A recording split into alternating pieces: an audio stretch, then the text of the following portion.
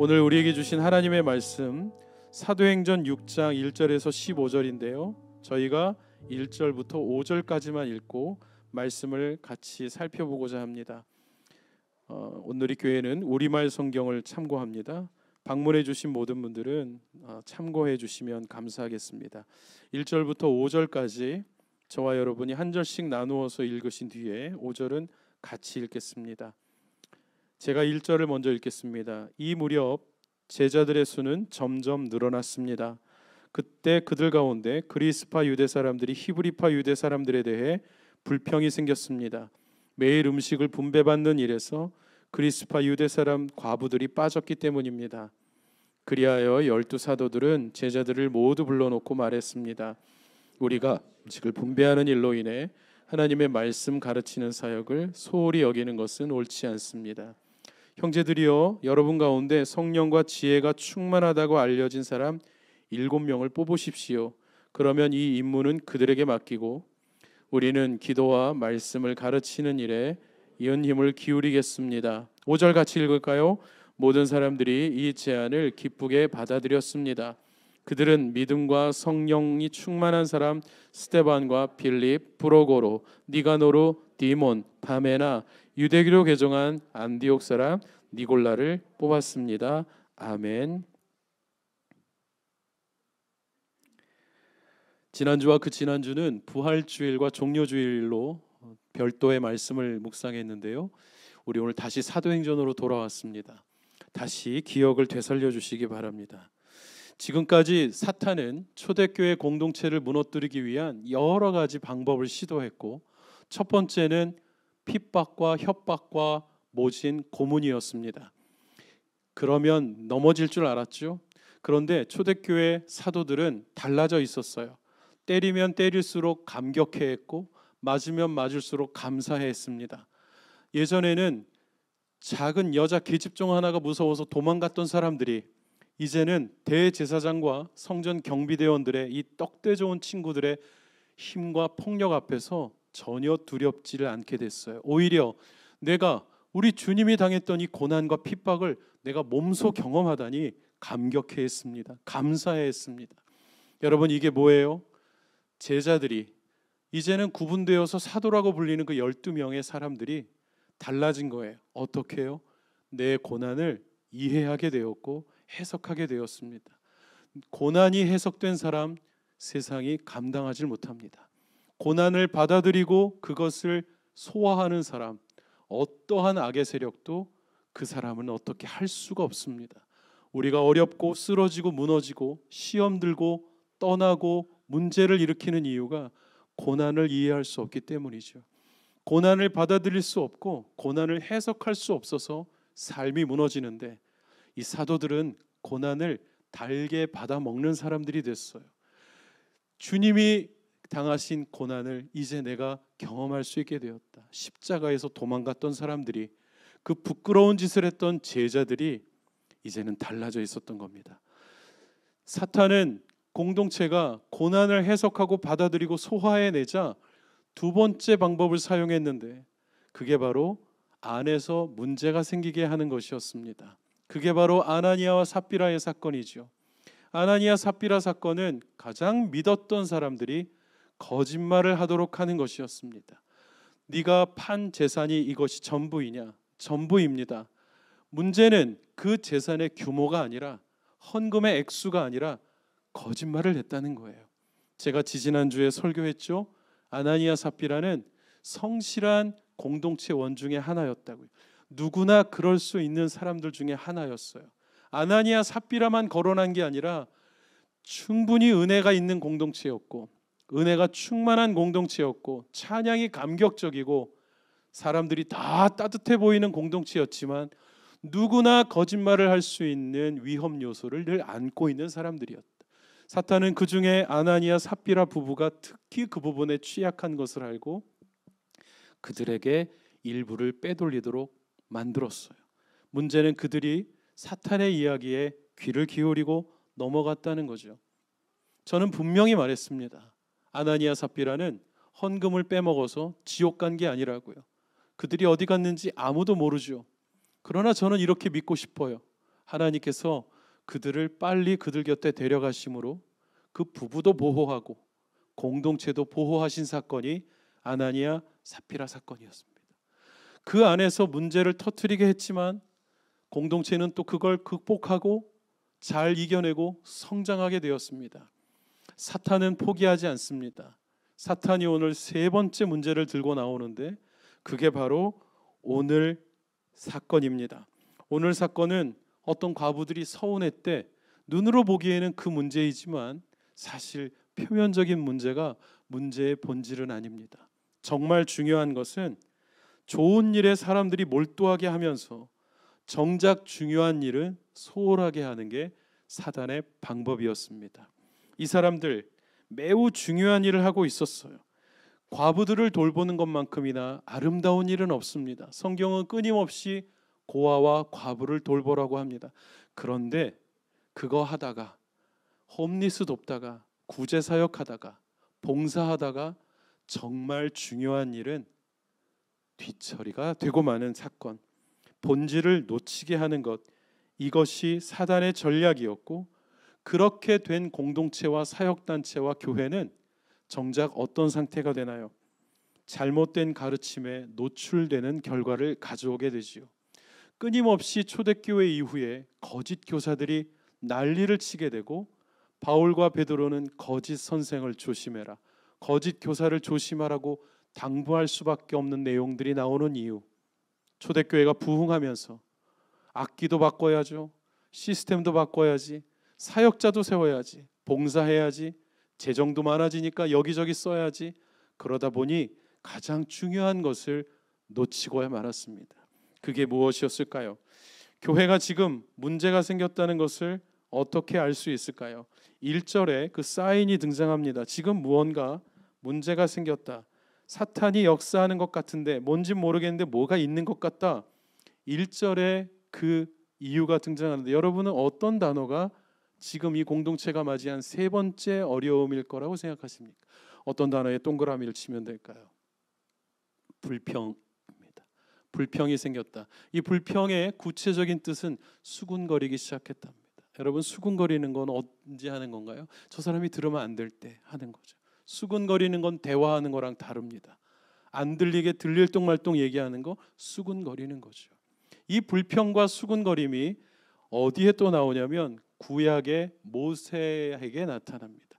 모세가 출애굽기에서 창세기에서 신명기 민수기에서 이스라엘 백성들을 이끌 때 사람들이 불평하기 시작했어요.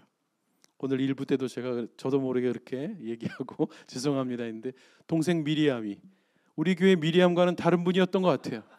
그 미리암이 불평하기 시작했고 거기에 동조하는 사람들이 합세하기 시작했고 저와 여러분이 아는 땅이 벌어져 고라자손을 삼킨 끔찍한 사건을 만들게 되었습니다. 불평하기 시작했다. 수군거리기 시작했다. 뒤에서 얘기하기 시작했다. 3, 4 모여서 은밀한 곳에서 얘기하기 시작했다. 이것이 불평이었습니다. 수군거리다라는 구체적인 동작입니다. 원래 이 과부들을 돌보는 일은 아름다운 일이었어요. 초대교회는 가난했습니다. 그런데 사람들이 다 자기 재산을 팔고 집을 정리하고 우리 아이들 다 이제 독립했는데 수영장 딸린 집이 웬 말이지? 투베드로 옮겨야 되겠다. 유명한 코스타 강사이신 마취과 전문의 박수웅 장로님의 실제 이야기이죠. 관리하기 쉬운 거 언제나 잠그고 선교여행 떠나기 좋은 집으로 바꿔야 되겠다. 그리고 그 남은 걸 헌금하셨던 거예요. 그렇게 했던 사람들이 있었기 때문에 사도들은 가장 어두운 지역에 있는 여인들을 돌보는 일에 힘껏 사용할 수 있게 되었습니다. 아주 어려운 지역, 정말 사각지대인 블라인드 사이드에 누가 있었냐면 과부들이 있었어요. 그런데 특별히 초대교회 과부들은 남편만 없는 게 아니라 그들을 책임질 친척도 없고 자녀도 없는 정말 그 중에서도 최악의 상황에 있는 구체적인 누군가의 돌봄이 아니면 살아갈 수 없는 사회 제일 취약층이었던 것입니다. 그런데 이 과부들이 이런 문제가 생겼습니다. 과부들이 두 종류가 있었대요. 헬라파 과부와 히브리파 과부. 도대체 이들은 누구인가?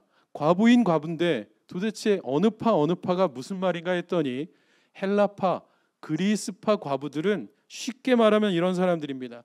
헬라어를 쉽게 사용할 수 있어요. 헬라어는 지금의 영어와 같은 역할을 했죠. 그리고 헬라식으로 생각하는 거예요. 사고방식이 아메리칸 스타일인 거예요. 요즘 말로 하면 좀 깬 사람들, 과부들이었어. 그런데 이 헬라파 과부들이 히브리파 과부들이 볼 때는 아이고 저 세속적인 것들, 아이고 저거 날라리 같은 것들이라고 보여지는 모습을 갖고 있었던 겁니다. 남자가 귀에다가 이런 걸 하고 다니, 이게 무슨 짓이야? 여자가 저게 무슨 짓이야? 히브리파 과부들은 아람어를 사용할 줄 알았고, 아람어는 쉽게 말하면 우리나라 제주방언 같은 거예요.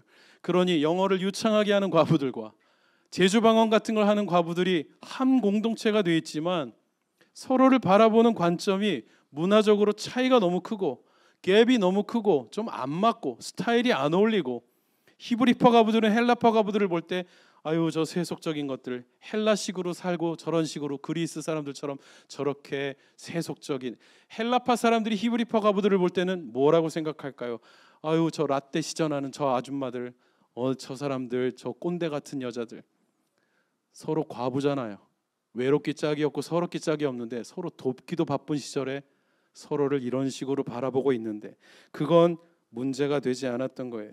정말 문제는 뭐냐면 예수님께서 이 모든 간격을 좁히시고자, 이 모든 거리를 좁히시고자 십자가에 달려 돌아가셨는데, 그게 에베소서죠. 에베소서는 모든 것을 하나 되게 하려 하심이라. 에베소서의 주제가 통일입니다. 하나 되게 하려고 부모와 자녀가, 자녀와 자녀가, 교회와 교회와 하나님과 우리가 하나 되게 하려고 그분이 십자가에서 처참하게 돌아가셨는데, 그 아름답기 짝이 없던 초대교회 순도 99.9%의 공동체에도 이런 간격이 있었던 거예요. 여러분 이게 이때만의 일일까요? 요즘은 어떨까요? 우리 규정하기 좋아하죠. X세대가 나타나니 세상이 망할 것처럼 했는데 지금 X세대 자료 화면 보면 너무 어처구니가 없잖아요. X세대 다 어디 갔어? 우리 엄마네. 알고 보니까 엄마 저러고 다녔어. 옛날 일이다. 지금 우리는 뭐 합니까? 조금만 뭐 하면 MG야 MG. 말이 안 통해. 우리 MG들이 앞에 앉아 계시니까 너무 좋네요. MG들은 또 뭐라고 하나요? 야 우리 때는 말이야, 아 저 라떼, 꼰대. 서로 이렇게 바라보는 거예요. 여전히 존재하는 건 이거 괜찮아요. 있을 수 있어요. 그런데 정말 문제는 뭐냐면, 사실 이 문제, 오늘 이 과부들에게 뭔가 이런 일이 생긴 게 심각한 일이 아니에요. 아주 단순한 행정적 실수였던 거예요. 행정적 실수 앞에 저도 반성합니다. 제일 많은 오타를 만드는 장본인입니다. 행정적 실수는 의도적인 게 아니에요. 그런데 이 실수 몇 가지가 그들 안에 있었던 예민한 부분을 건드리기 시작한 거예요. 사도들이 발 앞에 가져온 갑자기 늘어난 이 재산을 빨리 저들에게 나누어 주어야 자기들도 욕심이 생기지 않으니까 베드로도 빨리 갔다 오고 빌립도 빨리 갔다 오고, 그런데 갔다 오다가 베드로가 물어보는 거예요. 바돌로메 오늘 그 K 원사님 집에 갔다 왔냐? 거길 까먹었습니다. 어쩌자고 거길 까먹냐? 실수였잖아요. 너무 빨리 다니다 보니까. 그런데 오늘따라 K 원사님, L 집사님, 우리는 또 안 줬다 수군거리기 시작하는 거예요. 히브리파 애들은 자기 고향 사람들이라고 더 챙겨줬다 시작한 거예요. 있을 수 있는 일인데, 그럴 수 있는 일인데, 다시 갖다 드리면 되는 일인데 서운하기 시작한 거예요. 서럽기 시작한 거예요. 자동차 사고가 크게 난 적이 있었는데요. 다른 해외 이민교회 섬길 때 다행히 아무도 안 다치셨어요. 그랬더니 80 넘으신 권사님이 온몸이 멀쩡한 걸 확인하신 뒤에 40년 전에 돌아가신 남편을 부르기 시작합니다. 영감 서럽다는 거예요. 당신이 있었으면 이런 일도 없었을 텐데 영감 40년 전에 하늘 날아가신 영감님 다시 소환하시고 서럽다. 과부들은 늘 그럴 수 있다는 거예요. 외롭기 때문에. 그런데 이게 제자들이 일부러 한 게 아니었어요. 여러분, 이 문제의 진실은 한쪽이 무시받았다는 게 아닙니다. 한쪽이 괄시받은 것도 아니에요. 행정적 실수였어요. 언제나 있을 수 있는 일이었어요. 요즘 우리 눈앞에서도 늘 그럴 수 있는 일들처럼 말이죠. 괜찮아요와 서운하다는 한 발자국 차이밖에 되지 않습니다. 어디에 있을 것인가가 늘 우리의 시험이죠. 사도들은 이 문제를 어떻게 해결하고 싶어 했을까요? 2절에 문제 해결을 시작합니다. 문제를 먼저 파악하기 시작했어요. 제자들을 다 불러 모았습니다. 일종의 공청회 같은 거죠. 그리고 이렇게 얘기했어요. 우리가 잘못하고 있는 것 같습니다. 뭐를요? 사역이 중요하죠.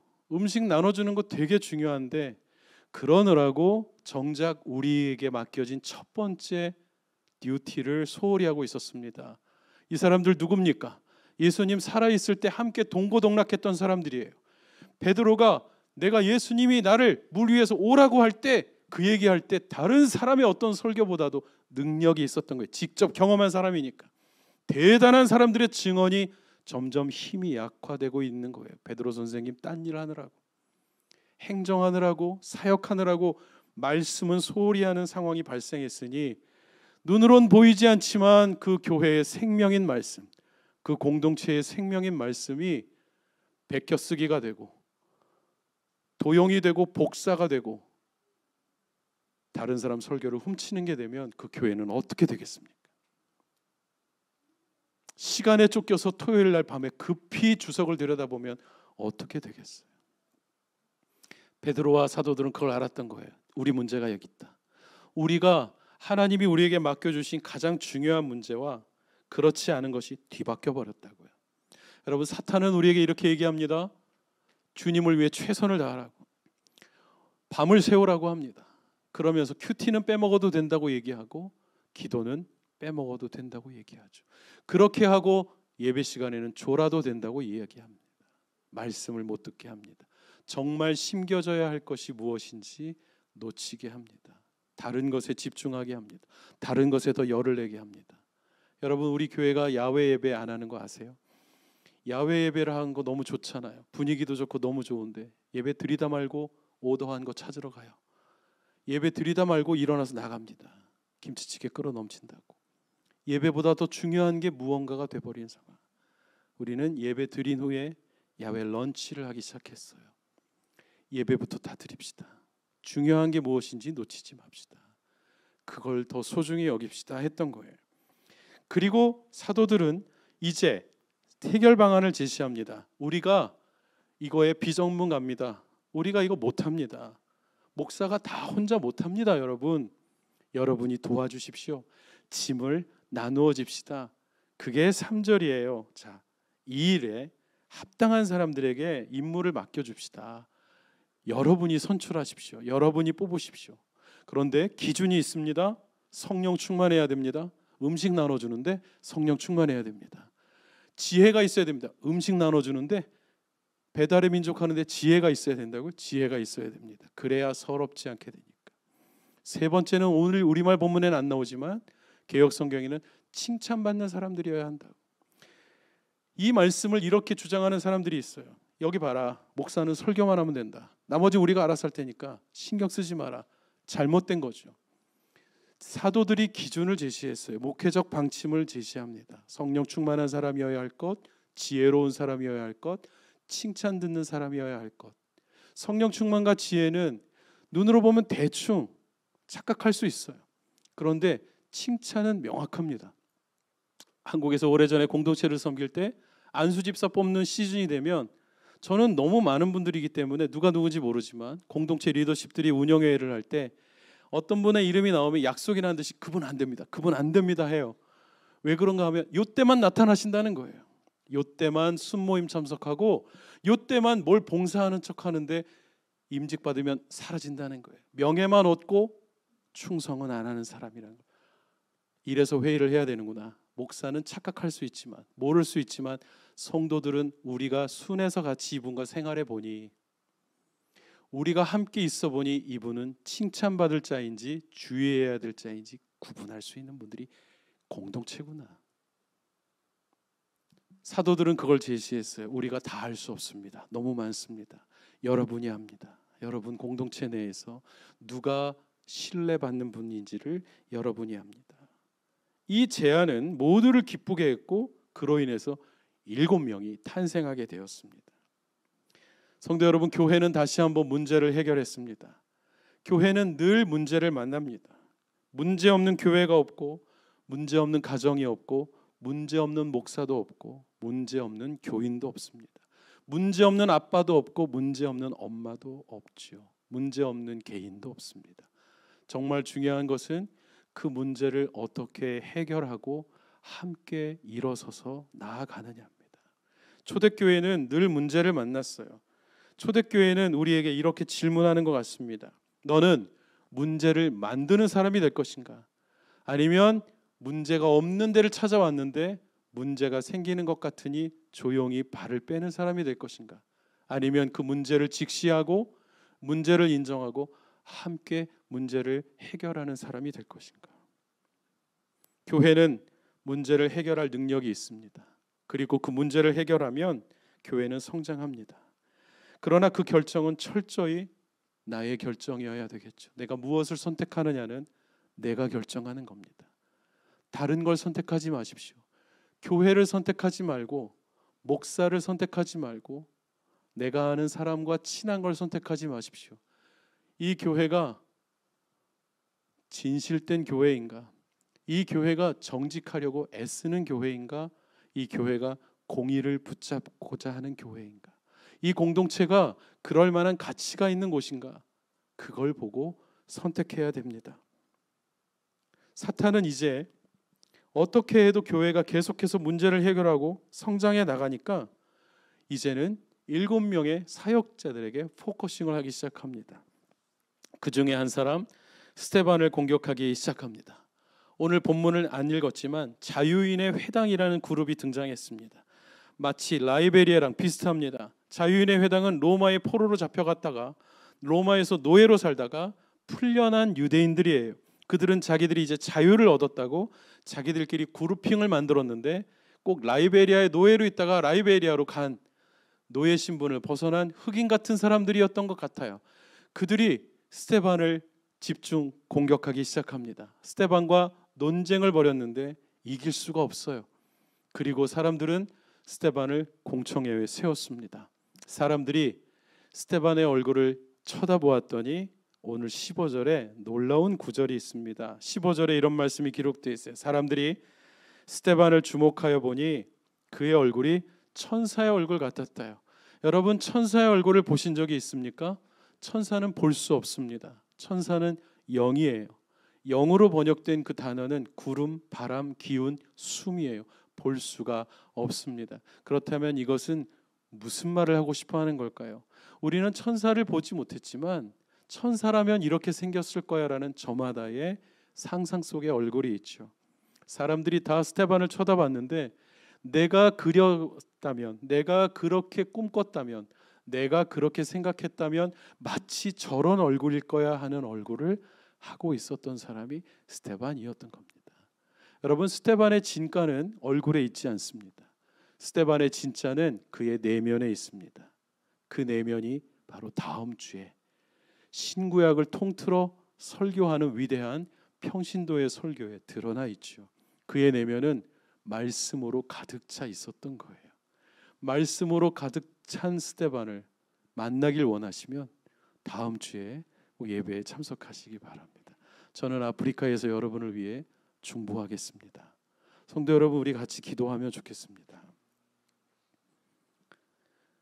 사도행전의 초대교회는 끊임없이 복음을 전하지 못하도록 하는 방해를 만났습니다. 때리고 협박하고 핍박했습니다. 그런데 협박과 핍박을 즐겨하는 사람들이 됐어요. 인생의 고난을 해석하는 사람, 감당할 수 없습니다. 어둠이 어떻게 할 수 없습니다. 그랬더니 그들은 공동체 내에서 내분이 일어나게 했어요. 하나님이 그들을 보호하셨습니다. 가족을 보호하고 공동체를 보호했어요. 그랬더니 그들은 또 서러움이라는 무기를 들고 나와 공동체를 공격했어요. 문제는 누구나 다 그런 상황에 있지만 정말 문제는 그게 아니었다는 것을 사도들은 깨달았습니다. 인정했습니다. 그리고 함께 서로 돕자고 했습니다. 그게 사도행전의 힘이었습니다. 성도 여러분, 교회는 목회자 혼자 이끌어갈 수 없는 곳이죠. 성령과 지혜와 칭찬받는 하나님의 사람들이 있어야 합니다. 오늘 본문은 저와 여러분에게 물어보는 것 같습니다. 너는 누가 될 것인가? 너는 같이 문제를 해결하고 성장하고 세상이 감당할 수 없는 하나님의 사람이 될 것인가? 아니면 도망가는 사람이 될 것인가? 아니면 문제의 장본인이 될 것인가? 사랑하는 성도 여러분, 결정은 우리 몫입니다. 그럴 수 있어와 서운에는 한 발자국 차이밖에 되지 않습니다. 하나님이 우리를 부르신다면 분명히 이유가 있을 겁니다. 하나님, 함께 문제를 해결하고 함께 성장하며 우리 안에 있는 말씀이 우리로 하여금 천사의 얼굴이 되게 하는 영광을 우리도 경험케 하여 주옵소서. 우리 같이 함께 주신 말씀을 붙잡고 기도하며 나아가겠습니다. 하나님 아버지,